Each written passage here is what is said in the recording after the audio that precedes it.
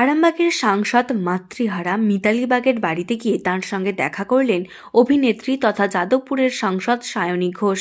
উল্লেখ্য, শনিবার সকালে মিতালি বাগের মা কলকাতার একটি হাসপাতালে মারা যান। রবিবার গোঘাটের ডাটপুর গ্রামে মিতালি বাগের বাড়ি গিয়ে পরিবারের সকলের সঙ্গে দেখা করেন সায়নী ঘোষ। তিনি জানান, গত বছর এসে জেঠিমার হাতে রান্না খেয়ে গেছেন, সঙ্গে বাড়িতেও নিয়ে গিয়ে তার বাবার সঙ্গে খেয়েছিলেন। গতকাল ভোরবেলা ঘুম থেকে উঠে দেখেন মিতালিদি মেসেজ করেছেন যে জেঠিমা নেই, তাই মিতালিদি ও জেঠিমার টানে তার বাড়িতে তিনি এসেছেন। আমি জানি তোমার যা হচ্ছে সেটা আমি জানি আর আমরা কেউ সান্ত্বনা দিয়ে সেটার পরিপূরক আজকে এত লোক আছে, সবাই আছে, সব ফাঁকা হয়ে যাবে। তুমি একা তোমার ঘরে বসে থাকবে আর তোমার মায়ের আমি তো সব দেখুন, মানে আমি সত্যি বলছি, আজকে আমার প্রোগ্রাম আছে বলে না, কিন্তু আমার প্রোগ্রাম যদি আজকে নাও থাকতো তাও আমি আসতাম, সেটা দেখা করি। কারণ জেঠিমা মিতালিদির প্রতি তো আমার একটা ভালোবাসা, একটা ইয়ে রয়েছে, নিশ্চয়ই নিশ্চয়ই। আর জেঠিমার প্রতি একটা দায়বদ্ধতা তো সবসময় থেকে যায়।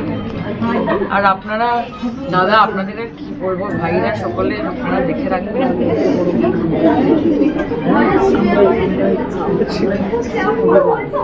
মিতালিদি তো আমার পরিবারের মতো, এবং জেঠিমার সাথেও আমার একটা খুবই অন্য রকমের সম্পর্ক ছিল। আমার প্রচুর কলিগ আছে, প্রচুর বন্ধু আছে, কিন্তু সবার মায়ের সাথে আমার এরকম সম্পর্ক ছিল না যেটা মিতালির মায়ের সাথে ছিল। গত বছর এসে জেঠিমার হাতের রান্নাও খেয়েছিলাম, প্যাক করে বাড়ি নিয়ে গেছিলাম, বাবা খেয়েছিল, সবাই আনন্দ করেছিলাম। পরশুদিন গতকাল ভোরবেলা ঘুম থেকে উঠে দেখি মিতালিদির একটা মেসেজ যে জেঠিমা নেই। তো খুবই কষ্ট পেয়েছি, দুঃখ পেয়েছি, এবং মিতালিদির টানে, জেঠিমার টানে এখানে আসা। মায়েরা কখনো কাউকে ছেড়ে চলে যায় না, মা এখানেই আছে, সবসময় থাকবে। এবং তার থেকেও বড় কথা, আমরা সবসময় মিতালিদির সাথে রয়েছি, মমতাদি রয়েছেন, অভিষেকদার রয়েছেন, এবং এই কঠিন সময়টা মায়ের আশীর্বাদে, সকলের সহযোগিতায় মিতালিদি কাটিয়ে উঠুক আর নিজেকে ঠিক রাখুক, সুস্থ রাখুক, আমরা সবসময় এটাই চাইব। রাজ্যে অনেক সাংসদ রয়েছে, কিন্তু তার মধ্যে সব থেকে বেশি আপনার সঙ্গে দেখা গেছে দিদিকে, যেটা আমাদের সম্পর্ক হতো।